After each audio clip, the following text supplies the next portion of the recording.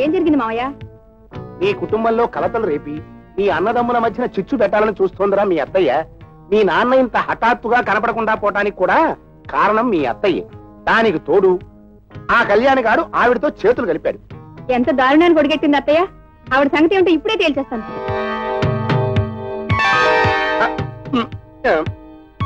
ఎవరి సంగతే కోడలా తేల్చేస్తానంటున్నావు? ఏమీ లేదు అత్తయ్య, నాన్నగారు కనపడడం లేదు, కనిపించుటలేదు అని పేపర్లో వేయించు. చాలండి పిన్ని గారు మీ ఎగతాళి. ఇంతకీ మా బావగారిని ఎక్కడికి పంపించారో చెప్పండి. మీ బావగారి సంగతి నాకు తెలియదు, మా అన్నగారిని మాత్రం నేను పంపించాను. మీ ఎత్తి పొడుపు నాకు అర్థమైంది. నేను ఆయన గారికి బావమరిదిని, కాకపోతే కొంచెం వేలు విడిచిన కంటే కాస్త సిగ్గు విడిచినంటే బాగుండేది.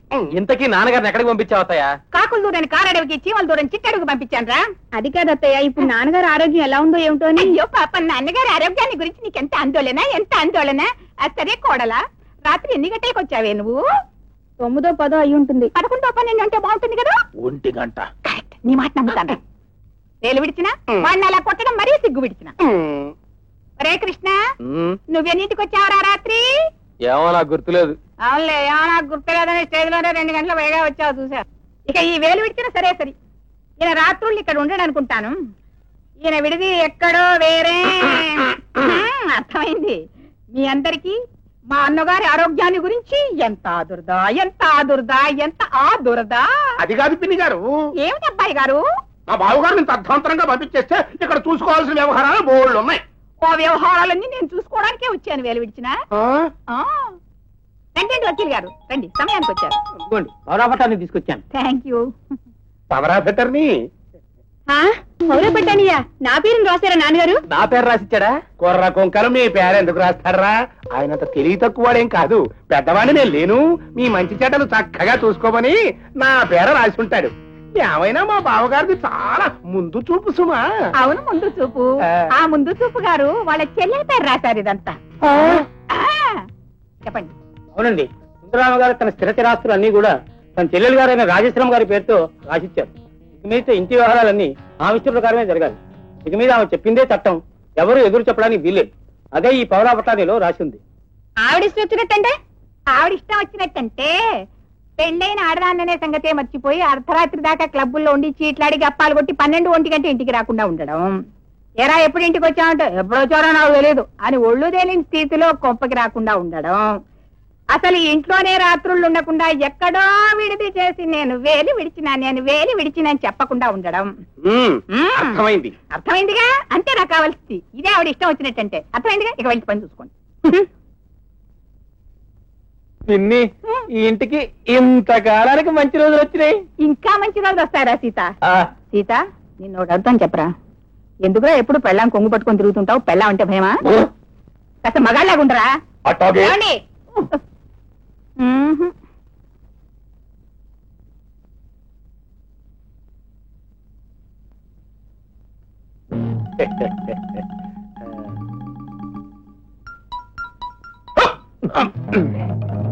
ఏమిటి?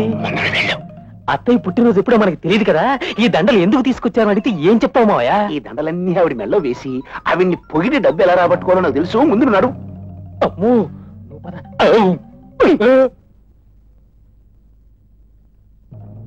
ఏమిటి అలా తచ్చట్లాడుతున్నారు? ఆవిడేమన్నా పులా సింహమా?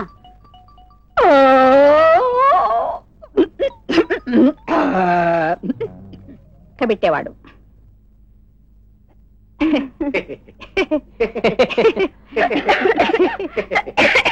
ఏమిటి దుర్గా ఊరికే దగ్గుతున్నావు? జలుబు ఏమైనా చేసిందా? ఏమీ లేదు అత్తయ్య. హ్యాపీ బర్త్డే టు యు అత్తయ్య. కొట్టండి. ఎవరిని? చెప్పట్లా?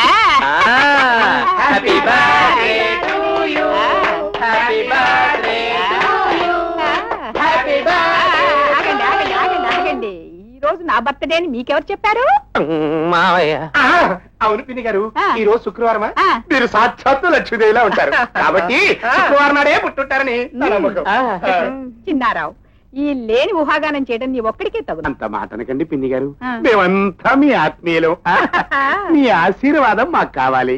చీచి, ఏమిటి నీకు నరాల బలహీనత ఎక్కువగా ఉన్నట్టుంది. కంట్రోల్ లేకుండా వేళ్ళు కదిలిపోతున్నాయి. డాక్టర్ ని చూసావా? దానికి మీ ఆశీర్వాదం కావాలి. మళ్ళీ వేళ్ళు కదిలిస్తున్నావు. నా ఆశీర్వాదం మీకు కావాలి. నా ఆశీర్వాదం మీకు కావాలి. నా ఆశీర్వాదం మీకు కావాలి.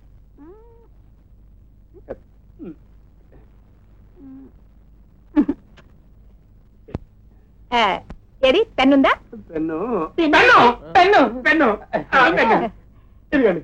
నా ఆశీర్వాదం మీకు కావాలి. Okay okay. ఈరోజు తారీఖు ఎంత? 20. 19 మావయ్య. 18 పిన్ని. మనిషికో తారీఖు చెప్తున్నారు. ఎంతరా ఈ రోజు? 18 పిన్ని. 18. సరే, నీ మాట నేను నమ్ముతాను.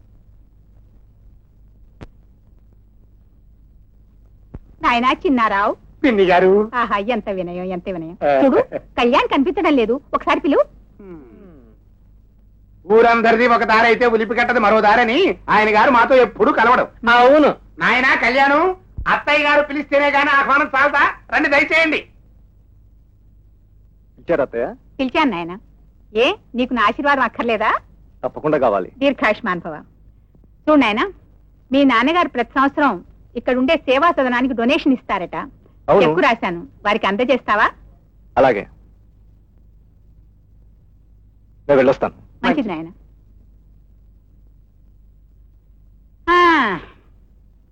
మీకు నా ఆశీర్వాదం కావాలి.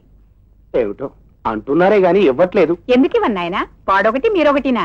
మీరు కూడా 100 ఏళ్ళు చల్లగా వర్తిల్లండి. ఈ ఆశీర్వాదం కాదు పిన్ని గారు. మరి ఆశీర్వాదం? అదే, ఇప్పుడు ఆ కుర్రాడికి మీరు బంగారపు చేత్తో సంతకం పెట్టించారే చెక్కు, అలాంటిది మా మహాను కూడా తలా చెక్కు పడేస్తే. ఓహో, ఇది బంగారపు చెక్కు ఆశీర్వాదమా? క్యాష్ అయినా పర్వాలేదు అత్తయ్య. నీది క్యాష్ ఆశీర్వాదం. ఆశీర్వాదం అంటే చెక్కు ఆశీర్వాదం, క్యాష్ ఆశీర్వాదం. మొత్తానికి మీకు నా ఆశీర్వాదం కావాలి. అత్తయ్య, నాకు 5,000 రూపాయలు కావాలి. ఎందుకో? ఏదో కుర్రాడు, సొంత ఖర్చులు ఉంటాయి కదా. ఏమిటి కుర్రాడు? పెళ్లి పేరంటం లేదు. ఫస్ట్ వారం 2 ఏళ్ళు తప్పాడు, సెకండ్ వారం 3 ఏళ్ళు తప్పాడు, థర్డ్ వారం 4 ఏళ్ళు తప్పాడు, ఫోర్త్ వారం 5 ఏళ్ళు. నన్ను నలుగురిలో ఇన్సల్ట్ చేస్తున్నావు. నాకు చాలా అవమానం ఉంది. నాకేం సొంత ఖర్చులు ఉండవా? ఉమ్మడి కుటుంబంలో ఉంటూ మందిలో తింటూ ఇంకా నీకు సొంత ఖర్చులే ఉంటాయరా? ఇడిల్లు అవుతావా? సిగరెట్లు తాగుతావా? చీట్లాడతావా? పిన్ని గారు, ఓయ్, కుర్రాన్ని ఇలా నలుగురిలో నిలబెట్టి అడిగితే ఏం చెప్తారు చెప్పండి? పోనీ కూర్చోబెట్టి అడుగుతాను, కూర్చోరా. అత్తయ్య, మేమేం చిన్నపిల్లలేం కాదు. మాకెప్పుడు ఏ అవసరం వచ్చినా నాన్నగారిని అడిగి తీసుకునేవాళ్ళవి. ఆయన ఎప్పుడు ఇలా కాదని లేదు. ఇప్పుడు అర్జెంట్ గా నాకు 10,000 కావాలి. ఏమిటే? ఏమిటో అర్జెంట్ 10,000 ఎందుకో? నా హోదాకు తగ్గ ఖర్చులుంటాయి. నా సర్కిల్ పెద్దది. అంత పెద్ద సర్కిల్ అనేది? అవును. కలెక్టర్ గారి భార్య నా ఫ్రెండ్, జడ్జి గారి భార్య నా ఫ్రెండ్, తహసీల్దార్ గారి భార్య నా ఫ్రెండ్. అబ్బో, అవును పిన్ని గారు, అమ్మాయి స్నేహితులంతా పెద్ద హోదా కలిగిన వాళ్ళు. అవును, వాళ్ళంతా హోదా కలిగిన వాళ్ళే. ఏం హోదా ఏమిటి? ఏమే కోడలా, నువ్వెవరి భార్యవి? చూసారా చూసారా, నా భర్త వాజమ్మనేగా మీరు ఎలా అంటున్నారు? నేనంటున్నానా? నువ్వే అంటున్నావు అనిపిస్తున్నావు. పైగా వాడిని వాజమ్మని చేసి ఇంట్లో కూర్చోబెట్టావు. ఏరా సీత? ఏం పిన్ని, మీరు కూడా నన్ను సీత అంటున్నారు? నువ్వు ఇంకా పతివి కాలేదు కదరా. సిగ్గు లేకపోతే సరే, ఇప్పుడు దాకా అనిపించుకున్న చాలు. రండి. అత్తయ్య, ఇందాక అడిగిన డబ్బు సంగతి ఏమిటి? ఏమిట్రా బోర్డు డబ్బు? ఎవరికి ఇవ్వాలి, ఎందుకు ఇవ్వాలి, ఎంత ఇవ్వాలి, ఎక్కడ ఇవ్వాలి, ఎలా ఇవ్వాలి? లిస్టు చెప్పు, నేనే స్వయంగా చెప్పులు రాసి వాళ్ళకి పంపించేస్తాను. ఆ శ్రమ మీకెందుకు పిన్ని గారు? కష్టం లేదు నాయన, ఇదంతా చేయడానికి ఇక్కడ కూర్చున్నాను, వచ్చాను. చెప్పండి, ఎవరికి ఇవ్వాలో నేను ఇస్తాను. సరే చెప్తే అర్థం కదా. మనిషికో మాట, గొడ్డుకో దెబ్బ అన్నారు. చెత్తబా. ఇదిగా ఇలా రండి. అమ్మా లీలా ఇవ్వండి. ఇక వెళ్ళండి. మహాబాగా వడ్డిచ్చారు. ఇంకా ముందుందిరా ముసళ్ళ పండగ, అప్పుడే అయింది చూస్తావా? పెడతా ముఖం. అమ్మా, నీ దగ్గర మాలుందా? ఉందమ్మా. ఇవన్నీ తీసుకెళ్లి ఆ వెంకటేశ్వర స్వామికి వెయ్యి. వెళ్ళు. అలాగే అలాగే.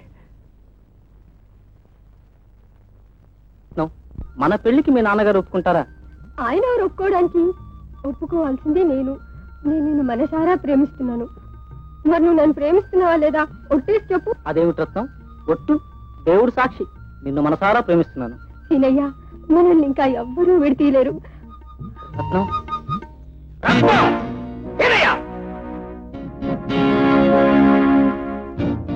ఏమిటి పాడు వేషాలు? సీనయ్య, నేను ప్రేమించుకున్నాను.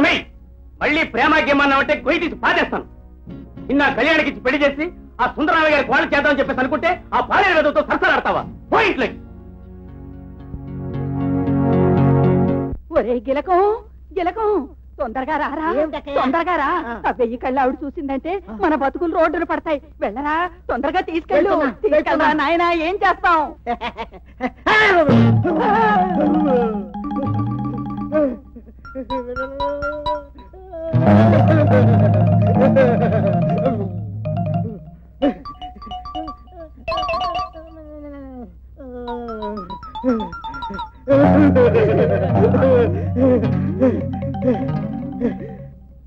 పిడతలు అమ్మా ఎందుకు వణుకుతున్నావు?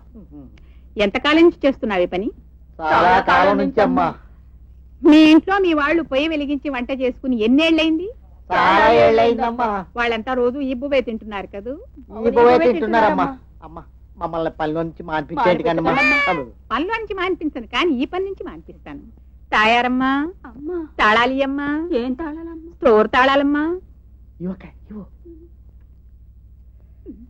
ఇక మీద నుంచి రోజు స్టోర్ లోంచి ఏం కావాలన్నా లెక్క ప్రకారం పప్పు ఉప్పు అంతా నేను తీసిస్తాను. వంట చేయండి. మీరిద్దరు ఇక్కడ భోంచేయండి. మీ వాళ్ళని మాత్రం ఇంట్లో పొయ్యిలు వెలిగించి వంట చేసి భోంచేయమని చెప్పండి. వస్తా. క్షమించండి అమ్మా. నేను వెళ్ళేస్తాను. ఒరే సీత, ఇలా రారా. ఒకసారి మీ అమ్మని చూడాలని ఉందిరా. అట్టాగే పిన్ని. అలాగే మా అన్నయ్య ఉన్న ఆ పాతెల్లు చూసి కూడా చాలా కాలం అయింది. ఆ పాతింట్లో మా అమ్మ లేదుగా. ఎక్కడుంటుంది? చిన్నారావు బాబాయ్ ఓ చిన్న ఇల్లు అద్దెకి తీసి మా అమ్మని అందులో తోసేసి తను అందులో ఉంటున్నాడు. అలాగా? చిన్నారావుకి పెళ్లి పేరంటం పెళ్ళాం పెటాకులు ఏం లేదుగా? పెళ్ళాం పెటాకులు లేకపోయినా పెళ్ళాం లాంటి కేసు ఒకదాన్ని తెచ్చి ఆ ఇంట్లో ఉంచుకున్నాడు. అలాగా? చిన్నారావు చాలా పక్కల నుంచి నరుకొస్తున్నాడు అన్నమాట. అయితే చూడాల్సిన కేసే.